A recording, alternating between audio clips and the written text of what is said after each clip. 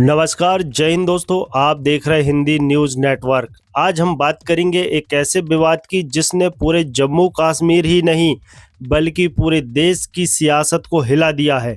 मामला है अशोक स्तंभ यानी हमारे राष्ट्रीय प्रतीक के साथ छेड़छाड़ का, और वह भी श्रीनगर की हजरत बल दरगाह में। यह सिर्फ एक प्रतीक की छेड़छाड़ की घटना नहीं है बल्कि इसके पीछे कई राजनीतिक, धार्मिक और सामाजिक सवाल खड़े हो रहे हैं। आइए पूरा विस्तार से इस रिपोर्ट को जानते हैं। उससे पहले वीडियो को लाइक करके चैनल को सब्सक्राइब करें।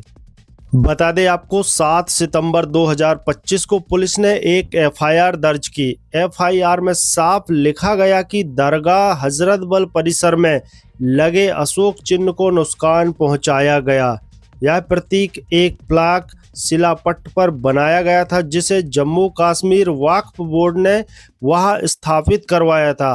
अब जरा सोचिए, भारत का राष्ट्रीय प्रतीक जो संसद भवन से लेकर सरकारी कागजों तक पर सम्मान के साथ उपयोग होता है, वही प्रतीक धार्मिक स्थल के अंदर और फिर उसका अपमान कर दिया गया। इस घटना के बाद दो बड़े सवाल उठे हैं। पहला सवाल है, आखिर धार्मिक स्थल पर राष्ट्रीय प्रतीक क्यों लगाया गया, और दूसरा सवाल है, जब इसे तोड़ा गया तो इसके पीछे किसकी साजिश थी और किसका इरादा था। नेशनल कॉन्फ्रेंस नेता ओमर अब्दुल्ला ने इस पर बयान देते हुए कहा कि दरगाह जैसे धार्मिक स्थल पर अशोक चिन्ह लगाना ठीक नहीं था।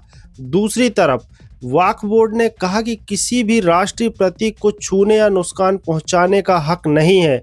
यह कृत्य असहनीय और निंदनीय है।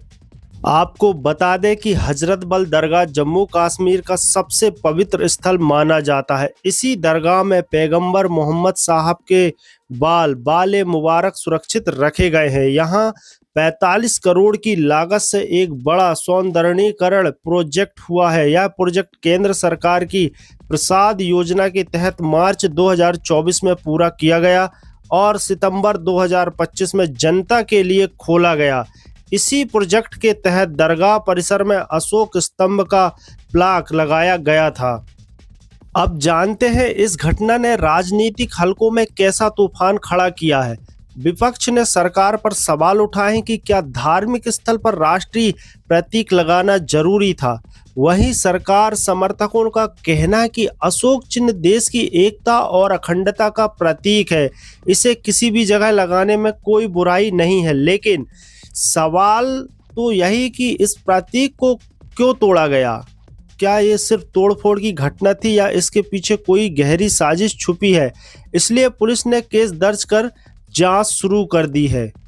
बता दें आपको, इस घटना को लेकर स्थानीय लोगों के बीच भी मिश्रित प्रतिक्रिया देखने को मिली है। कुछ लोग मानते हैं कि अशोक स्तंभ को धार्मिक स्थल पर लगाने की जरूरत ही नहीं थी, जबकि लोग कहते हैं कि यह राष्ट्रीय प्रतीक है, इसे किसी भी स्थान पर सम्मान पूर्वक लगाया जा सकता है।